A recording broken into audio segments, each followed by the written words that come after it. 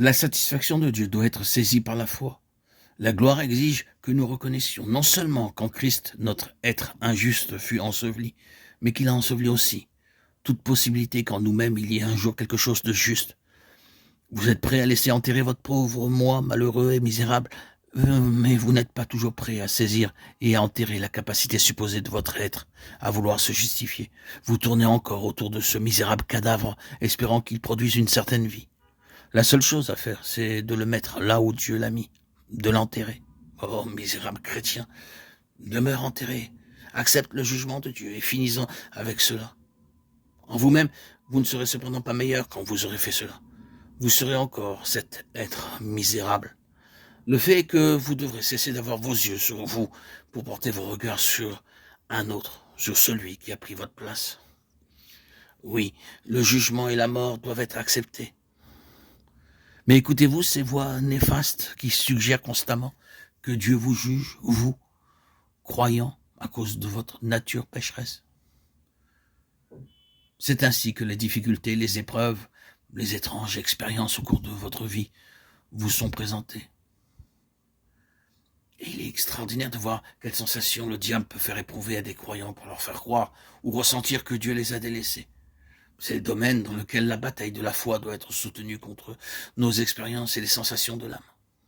Vous pouvez avoir la preuve la plus merveilleuse un jour que le Seigneur est avec vous et qu'il vous utilise, déversant lui-même sa parole par vous. Et à ce moment-là, vous n'avez aucun doute à son sujet. Mais le jour suivant, ne pas ressentir que Dieu est dans votre univers. Laquelle de ces deux choses est une réalité? Est-ce que votre état conscient antérieur était seulement imaginaire? Un peu d'hystérie ou était-ce un fait? Est-ce que votre sensation du jour suivant était la réalité? Notez que ces sensations fluctuantes ne doivent pas être acceptées comme de vrais critères. Si Dieu jugeait votre nature pécheresse, Christ serait venu en vain. Nous n'expions pas pour nos péchés en tant que croyants. Si nous le faisons, l'expiation n'était donc pas complète sur le calvaire. L'œuvre n'était donc pas terminée. Quel que puisse être le besoin de formation, de discipline et de correction pour développer ce qui est de Dieu en nous et la mise de côté réelle de ce qui est de nous-mêmes, nous ne sommes cependant, et quand même pas avec tout cela, en train d'expier pour nos péchés ou notre nature pécheresse.